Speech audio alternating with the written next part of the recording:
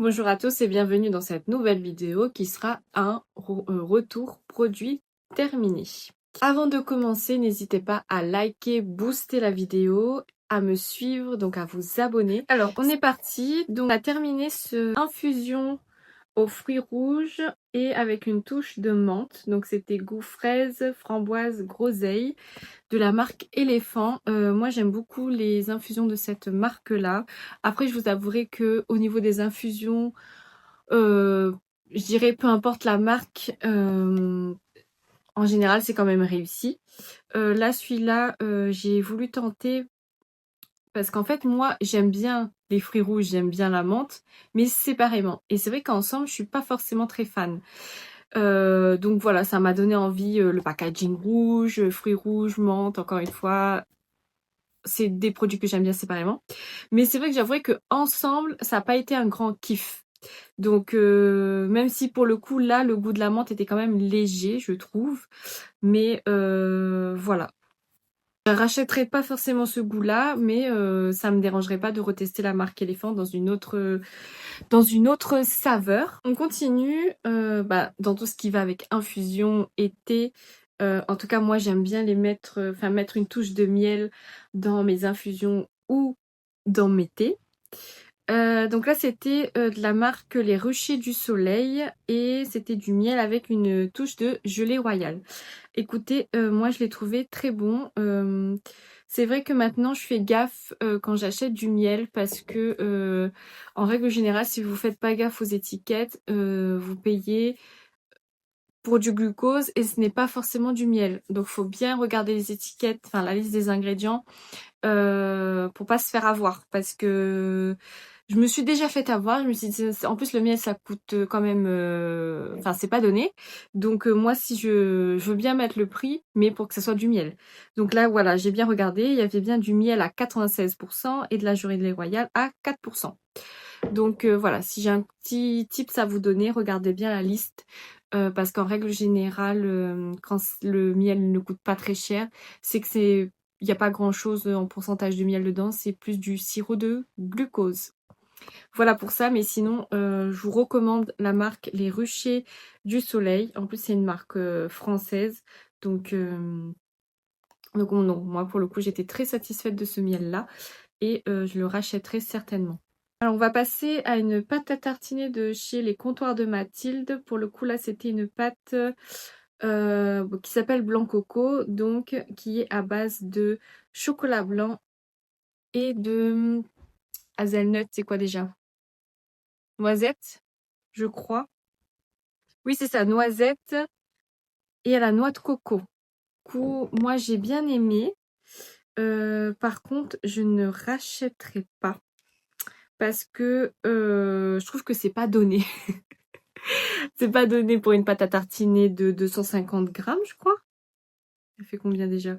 Bon, je sais plus, mais j'arrive pas à voir. Tant pis. Mais voilà. Après, de temps en temps, pour se faire plaisir. Parce que là, celle-là, je l'avais achetée. C'était une promo durant la Chandeleur. Donc, j'en ai en profité.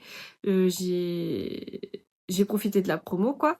Mais sinon, en règle générale, je je vais dire, je vais pas aller chez les Comptoirs de Mathilde pour acheter spécifiquement cette pâte à tartiner.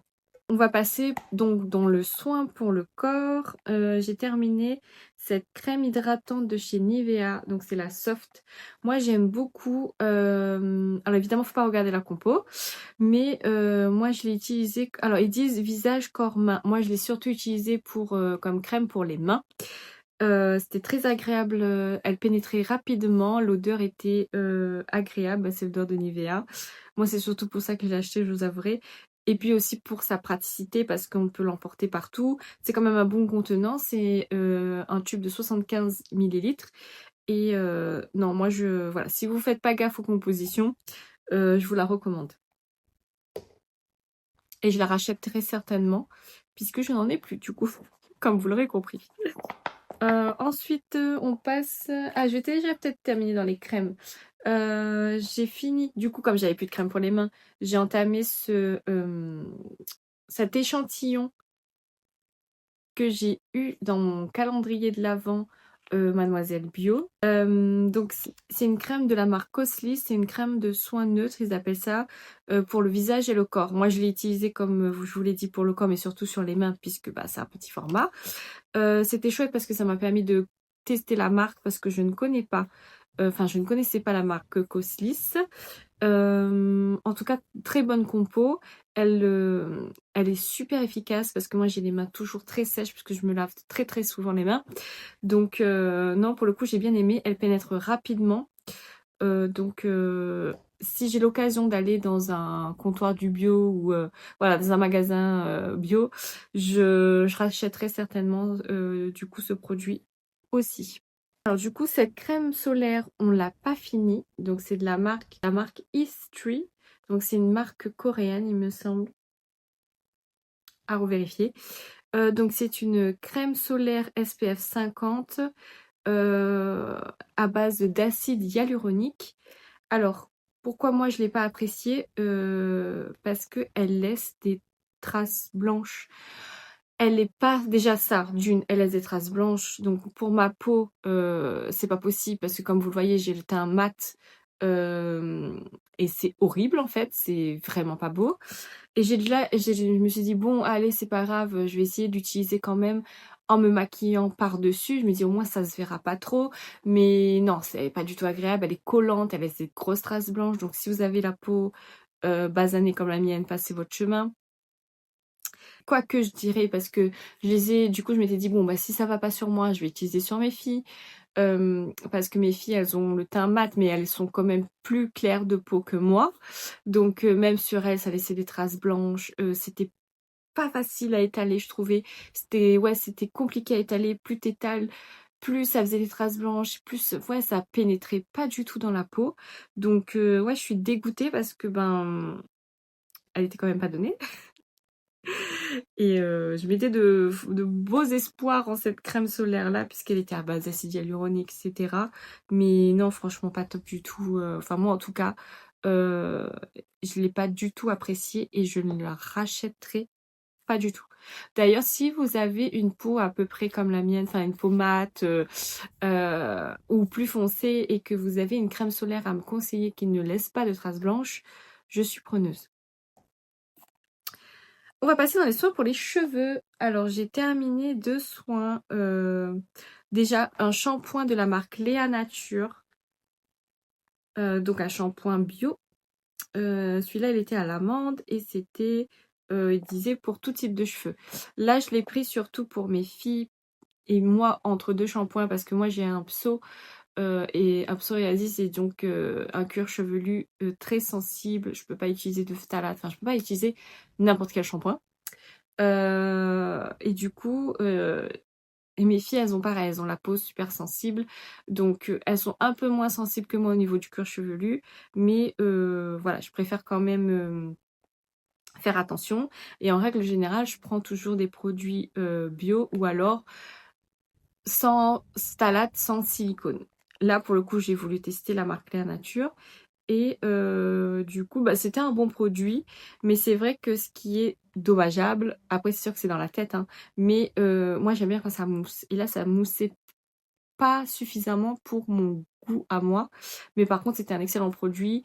Ça ne m'aggravait pas mon psoriasis. Ça me donnait pas des démangeaisons que je pourrais avoir avec d'autres shampoings. Et mes filles l'ont très bien supporté aussi. Donc celui-là, je le rachèterai. Alors, j'ai voulu tester de la marque Énergie Fruits ce lait coiffant. Ils disent lait coiffant nutri intense sans rinçage. Il est au beurre de cacao et poudre de cacao. Alors là, pour le coup, c'est un produit bio aussi. Ils disent zéro silicone et c'est fait pour les cheveux bouclés. Sauf que moi, je pense que c'est fait pour des cheveux bouclés peut-être, mais ça ne convient pas du tout à mon type de cheveux dans le sens à ma porosité. Voilà, ça ne convient pas à ma porosité puisque c'était trop gras, c'était trop lourd pour ma porosité et du coup, ça m'alourdissait le cheveu, ça me rendait le cheveu tout gras. J'ai pas du tout aimé. Je l'ai quand même fini, donc à force d'utiliser, mais en toute petite quantité. Mais même comme ça n'allait pas du tout. Mais comme, voilà, vu que dans la famille, il n'y a que moi qui ai les cheveux bouclés, et ben j'ai dû le terminer parce que j'aime pas faire du gaspillage et voilà. Et j'avais personne à qui le refiler. Mais voilà, si vous êtes comme moi et que vous avez une porosité faible, je vous conseille pas du tout ce produit. Mais à contrario, si vous avez une porosité forte, moyenne à forte, je pense que vous pourrez beaucoup l'apprécier. D'ailleurs, n'hésitez pas à me dire si vous avez déjà testé ce produit-là sur vos cheveux bouclés. Et en fonction de votre porosité, si vous l'avez aimé ou pas. On poursuit avec donc une crème hydratante de la marque Respire. Précisément le gel crème, parce que vous avez deux versions de cette crème là. Une crème, donc la version gel crème qui est pour les peaux normales et mixtes, non, mixtes à grasse, voilà. Et vous avez une version crème pour les peaux normales à sèche. Moi j'ai beaucoup aimé l'utiliser, je l'ai utilisé en fin d'année. Enfin, oui c'est ça, je l'ai commencé à utiliser en fin d'année 2025, donc on va dire vers le mois d'octobre. Je l'alternais avec des crèmes un petit peu plus riches parce que, ben, oui, j'ai une peau mixte, mais mixte à tendance déshydratée.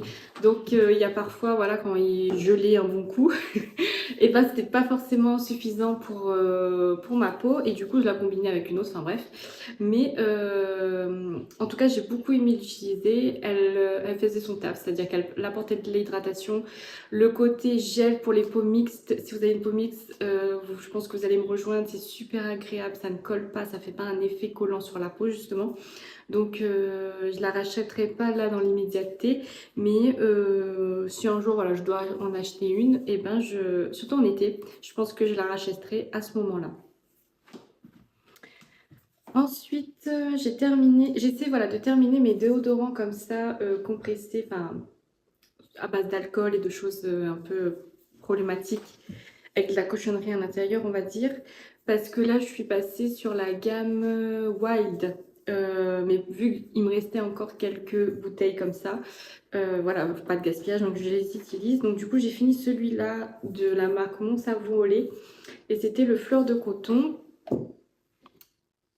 Pour ma part, il faisait son taf. Donc j'avais pas d'odeur. Par contre, comme c'est un aérosol, il avait tendance à laisser un petit peu des traces blanches, mais rien de foufou.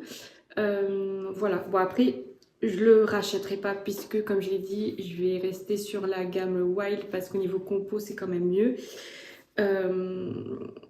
Et pareil, j'étends aussi la gamme Wild aussi, Wild pardon, à mes filles, puisque voilà, vu qu'elles sont encore jeunes, je préfère commencer dès maintenant à leur proposer des produits de quand même bonne qualité, non, de quand même bonne composition, puisqu'en plus ces déodorants, voilà, c'est proche de enfin, c'est à l'aisselle, donc c'est proche de la poitrine, donc il faut faire quand même attention à tout ce qui est ensuite cancer, etc. Enfin bref. En tout cas, pour ma part, je fais attention et du coup, je ne rachèterai plus les déodorants, voilà, conventionnels, on va dire. Et pour finir, on va finir sur une note sucrée. C'était la première fois que je testais les mini signatures à la pistache de... Non, pas Häagen-Dazs, de Magnum. En fait, c'était Bi-goût. C'était et chocolat noir, je crois, ou chocolat au lait. Non, chocolat au lait. Oui, mi-chocolat au lait, mi-pistache. Et franchement, on a beaucoup aimé à la maison. Et surtout, comme je faisais la remarque, je me dis pour une fois, quand j'achète un produit à base de pistache, et ben, je retrouve vraiment ce goût de pistache. Donc pour le coup, je n'étais pas du tout déçue comparé à mes tentatives auparavant de manger, que ça soit de la glace, des gâteaux, de la crème, enfin bref, peu importe, des chocolats à la pistache. En règle générale, je suis toujours déçue parce que je ne sens pas du tout, je ne retrouve pas le goût de la pistache que j'adore personnellement. Et là, pour le coup, le goût de la pistache, elle y était, donc je rachèterai sans hésiter. Merci d'avoir regardé la vidéo. N'hésitez pas à me partager dans les commentaires quel est votre produit, votre dernier produit terminé, qu'on puisse papoter ensemble, de mettre un j'aime et de booster la vidéo. Quant à moi, je vous retrouve vendredi prochain à 20 h pour une nouvelle vidéo. Des bisous.